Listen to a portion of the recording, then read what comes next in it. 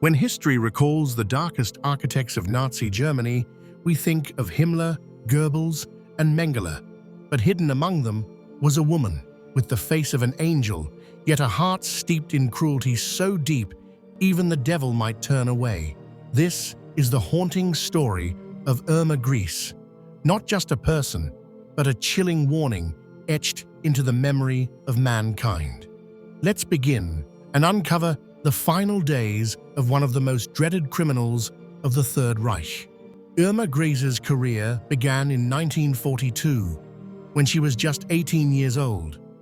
She applied to work as a guard at the Ravensbrück concentration camp. When she returned home in her SS uniform, her anti-Nazi father threw her out of the house. In retaliation, she reported him to the authorities. After her time at Ravensbrück, she was transferred in 1943 to Auschwitz, where within just a few months, she rose to become supervisor, the second highest-ranking woman in the camp, just after the notorious Maria Mandel. She oversaw 30,000 Jewish inmates, subjecting them to every form of torture and abuse.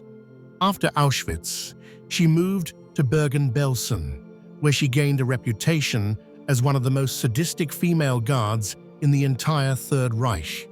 On the night of April 14, 1945, Bergen Belsen's commandant negotiated surrender with the British. The next morning, Allied troops arrived to find the neatly uniformed German staff lined up, led by Joseph Kramer and an arrogant-looking Irma Grese. News headlines called them the Beasts of Belsen. At the Bergen Belsen trial in December 1945, Irma Grese faced charges of murder, torture, and sexual abuse. Her trademark was leather boots, a whip, and a pistol. She set her dogs on female prisoners, sometimes killing them. She shot inmates at random, beat them with her braided whip, and spared neither children nor the elderly. According to trial documents, every Monday, Wednesday, and Saturday, she carried out selections. Dressed in a spotless uniform, her hair perfectly arranged, she picked her victims with visible enjoyment, often starting with those who still retained some beauty. Dr. Gisela Perl, a Hungarian Jewish gynecologist, testified that Grese whipped young women on their breasts until the wounds became infected, after which Perl was forced to amputate them without anesthesia. One survivor recalled that in June 1944, 300 women were beaten and then sent to the gas chambers. Estimates suggest that at Bergen Belsen, she was responsible for up to 30 deaths per day. During the trial, Irma Grese denied most charges. She admitted beating prisoners, but claimed she did so only for good reason. She admitted using a whip and forcing inmates into exhausting physical drills as punishment. She claimed she didn't know the full scale of the genocide, a statement hard to believe, given the industrial nature of the Holocaust.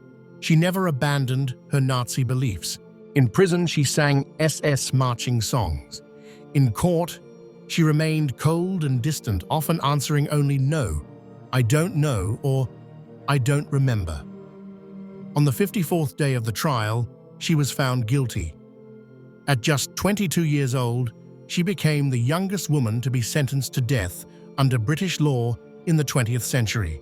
On December 13, 1945, at Hamlin Prison, British hangman Albert Pierrepoint carried out her execution.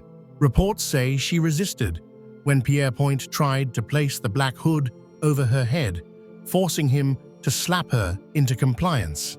The execution was allegedly botched, with some claiming she died from strangulation rather than a clean hanging. Her last word was "Schnell," quick, as if ordering her own death. Afterwards, her body was mutilated, cremated, and her ashes scattered into a drainage river to ensure no Nazi grave could become a shrine for neo-Nazi sympathizers. This was the story of Irma Grese. If you'd like to learn more about the trials of Nazi war criminals, Drop your suggestions in the comments. And don't forget to subscribe and hit the bell icon.